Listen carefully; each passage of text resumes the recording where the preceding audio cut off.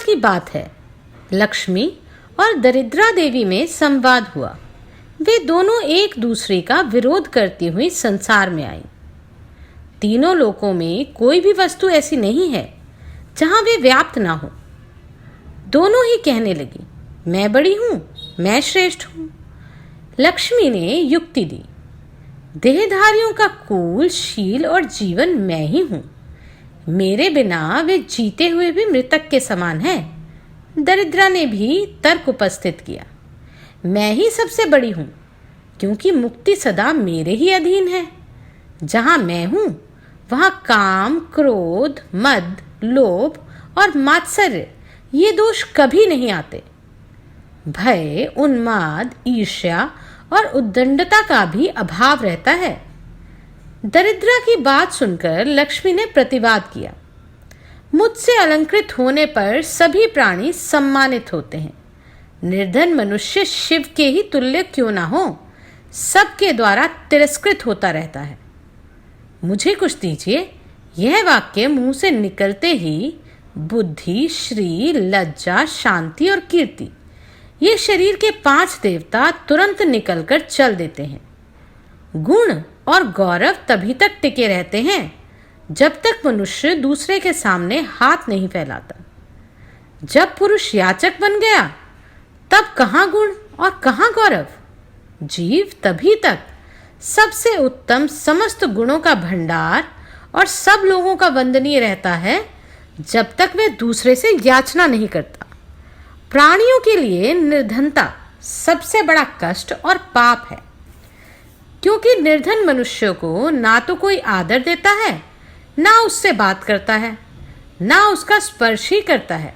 अतः दरिद्रे, मैं ही श्रेष्ठ हूं, तू मेरी बात कान खोलकर सुन ले। लक्ष्मी का यह दर्पयुक्त वचन सुनकर दरिद्रा बोली, लक्ष्मी, मैं बड़ी हूं, यह बार बार कहते तुझे लज्जा नहीं आती? तू श्रेष्ठ पुरुषों को छोड़कर सदा पापियों में ही रमी रहती है। जो तेरा विश्वास करते हैं उसके साथ तू वंचना करती है, फिर बड़ी बड़ी डींगे कैसे हाँक सकती है? तेरे मिलने पर मनुष्य को जैसा भारी पश्चाताप सहना पड़ता है वैसा उसे सुख नहीं मिलता। मदिरा पीने से पुरुष को वैसा भयंकर नशा नहीं होता जैसा तेरे समीप रहने मात्र से विद्वानों को भी हो जाता है। लक्ष्मी, तू सदा प्राय पापियों के साथ ही क्रीड़ा करती है। मैं योग्य और धर्मशील पुरुषों में सदा निवास करती हूँ। भगवान शिव और श्री विष्णु के भक्त, कृतज्ञ, महात्मा, सदाचारी, शांत, गुरु सेवा परायण, साधु, विद्वान, शूरवीर तथा पवित्र बुद्धि वाले श्रेष्ठ पुरुषों में मेरा निवास है। अतः श्रेष्ठता तो सदा मुझ में ही है। तेजस्वी ब्राह्मण, व्रत परायण सन्यासी तथा निर्भय मनुष्यों के साथ में रहा करती हूँ। किंतु तू कहाँ रहती है यह भी सुन ले। पाप परायण, राजकर्मचारी, निष्ठुर, खल, चुगलखोर, लोभी, वृक्तांड, शठ, अनार्य, कृतघ्न, धर्मघाती, मित्रद्रोही, अनिष्टकारी तथा हृदयहीन मनुष्यों में ही तेरा निवास है। इस तरह विवाद करती हुई वे दोनों मेरे पास आईं। मैंने उनकी बातें सुनी और इस प्रकार कहा, पृथ्वी तथा आप अर्थात जल, ये दोनों देवियां मुझसे ही प्रकट हुई हैं। स्त्री होने के कारण वे ही स्त्री के विवाद को समझ सकती हैं और कोई नहीं। उनमें भी जो कमंडल से प्रकट होने वाली नदियां हैं वे श्रेष्ठ हैं। उन सरिताओं में भी गौतमी देवी तो श्रेष्ठ है। अतः वे ही तुम्हारे विवाद का निर्णय करेंगी। वे ही सबकी पीड़ाओं को हरने वाली तथा सबके संदेहों का निवारण करने वाली हैं। मेरे कहने से दोनों पृथ्वी और जल के पास गईं और उन सबको साथ ले गौतमी देवी के समीप पहुंची।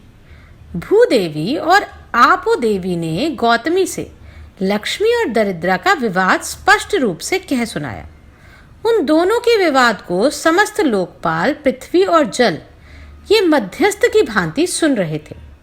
उस समय गंगा ने दरिद्रा से कहा, ब्रह्मश्री, तप, श्री, यज्ञश्री, कीर्ति, धनश्री यश्री, विद्या, प्रज्ञा, सरस्वती, भोगश्री, मुक्ति, स्मृति, लज्जा, धृति, क्षमा, सिद्धि, तुष्टि, पुष्टि, शांति, जल, पृथ्वी, अहं शक्ति, औषधि, श्रुति, शुद्धि, रात्रि, द्युलोक, ज्योत्सना, आशी, स्वस्ति, व्याप्ति, माया, उमा, शिवा आदि जो कुछ भी संसार में विद्यमान है वह सब लक्ष्मी के द्वारा व्याप्त है। ब्राह्मण, क्षीर, क्षमावान, साधु, विद्वान, भोगपरायण तथा मोक्षपरायण पुरुषों में जो रमणीय अथवा सुंदर है वह सब लक्ष्मी का ही विस्तार है। अधिक सुनने से क्या लाभ? समस्त जगत लक्ष्मीमय है। जिस किसी व्यक्ति में जो कुछ भी उत्कृष्ट वस्तु दिखाई देती है वह सब लक्ष्मीमय है। लक्ष्मी से शून्य कोई वस्तु नहीं है। दरिद्रे